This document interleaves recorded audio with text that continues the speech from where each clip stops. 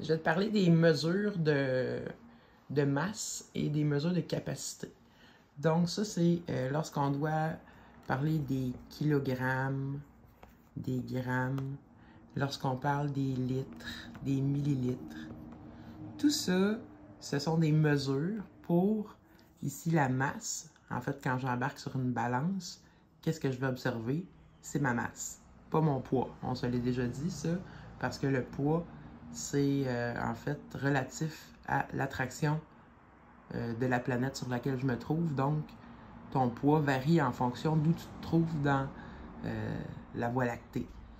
Ensuite de ça, litre, millilitre, c'est la capacité. Donc, c'est ce que je peux avoir comme volume d'un liquide parce que ça ne fonctionne pas nécessairement avec du solide. Donc, tout ce qui est dans une bouteille qui est liquide va se calculer en litres, en millilitres. Bref, ce que j'ai devant moi, ce sont des mesures qui fonctionnent sur une base 10, comme tous les autres nombres dans notre système, sauf l'heure, qui est en base 60. Mais pour le reste, c'est tout en base 10. Quand je te donne ton petit tableau de conversion, ce que ça fait, par exemple, pour les kilogrammes, en passant kilo, ça veut dire 1000.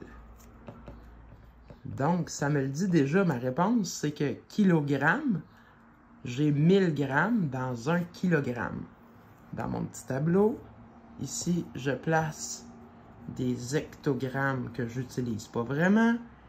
Même chose pour les décagrammes que j'utilise presque jamais ou j'ai jamais utilisé dans ma vie.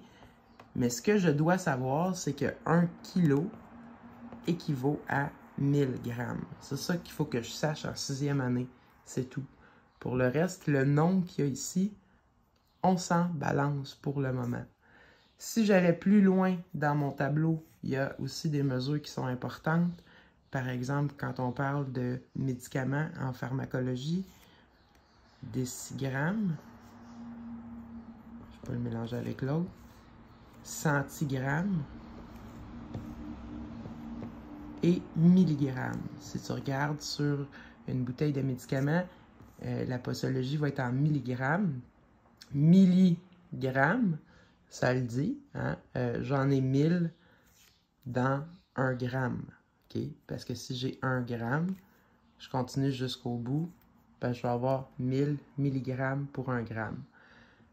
Ici, 1 kilo, ben, je continue jusqu'au gramme, ça me donne 1000.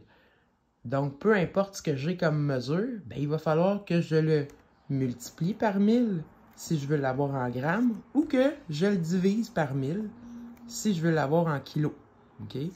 Supposons que j'ai 50 grammes, puis je veux savoir ce que ça fait ça en kilos. Il faut que je le divise par 1000. Ben, on sait que quand on divise par 1000, il faut tasser notre virgule vers la gauche parce qu'on va réduire le nombre 3 fois vu que j'ai 3 zéros. Donc, ce que ça ferait, c'est que je tasserais ma virgule 1, 2, 3 fois. Ça me donnerait 50 millièmes ou 5 dixièmes de kilo si j'avais 50 grammes. Donc, 0,050 kg.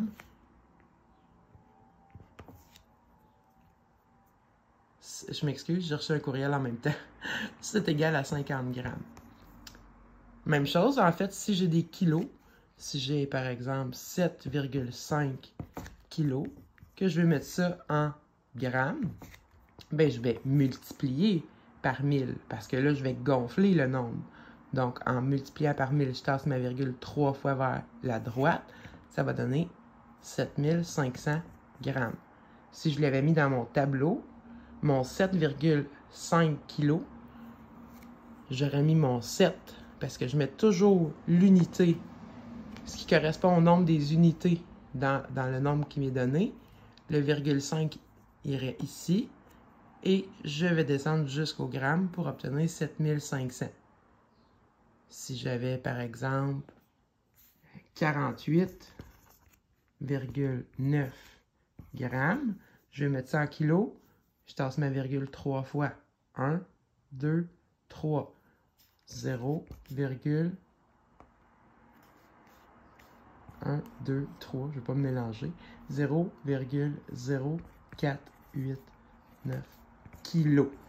Donc, 489 10 millièmes de kilo. Si je n'ai pas mon tableau, ben, je peux faire fois 1000 divisé par 1000. Ça va fonctionner aussi, sachant que kilo veut dire 1000 grammes. Ça marche aussi bien avec les litres, c'est le même principe. J'aurai mon litre ici, mes millilitres là, ml. C'est la même chose ici que les kilos et les grammes. J'ai des centilitres ici. J'ai des décilitres ici. Ça, c'est les Français, ils utilisent ça pas mal plus que nous autres. Quand on écoute des recettes de français, le centilitre et le décilitre est utilisé. Ici, pas de temps. Millilitres, ça le dit, dans 1 litre, j'en ai 1000. Donc, si j'ai 1 litre, j'ai 1000 millilitres. Donc, si je veux passer d'une mesure à l'autre, je vais faire fois 1000 si je passe du litre au millilitre, puis diviser par 1000 si je passe du millilitre au litre. C'est le même principe.